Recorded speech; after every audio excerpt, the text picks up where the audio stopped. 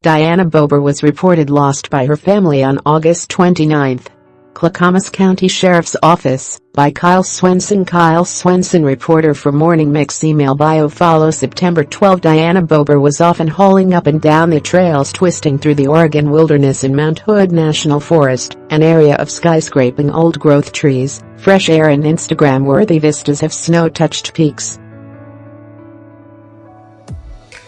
Her work as a counselor allowed the 55-year-old to pack a couple of treks each week into her flexible schedule.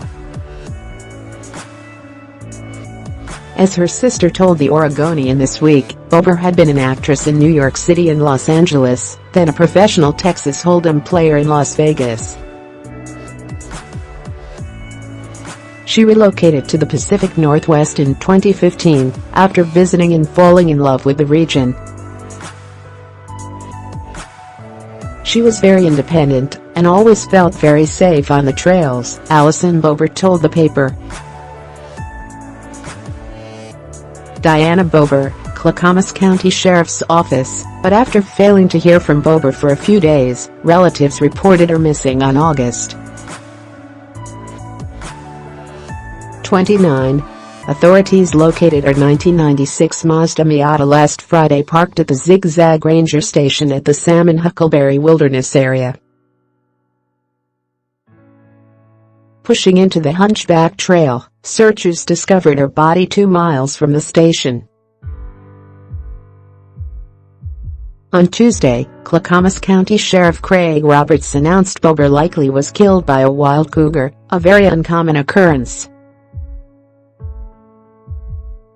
From my understanding, this is the first attack by a cougar that took the life of an individual in Oregon, Roberts told reporters at a news conference. As a sheriff, I am extremely concerned for the public safety. The trail where Bober was killed has been closed down as authorities search for the animal. Authorities are also waiting for official word that the hiker was killed by a cougar. There's a slim possibility that something else is responsible, but at this point, every indication is that a cougar is responsible, Brian Wolfer, a watershed manager with the Oregon Department of Fish and Wildlife, told reporters. We're seeking confirmation of that from the U.S. Forest and Wildlife Service lab when they analyze the samples that we've sent them. There are around 6,600 wild cougars roaming across Oregon, Wolfer said. They're territorial animals, often hugging to the same 15 to 40 square miles of wilderness. Each year, the state fields around 400 reports of cougars attacking livestock. But run-ins with humans are rare. Como News reported the only other verified fatal cougar attack on a human in state history occurred in 2013.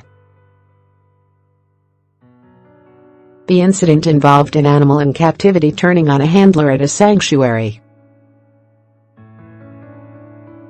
Bober's death, if confirmed as a wild cougar attack, would be a first for the state. This is a very tragic event. It's an unprecedented event, Wolfer said Tuesday. We don't have indication that things have changed, and there's an increased public threat from the average cougar.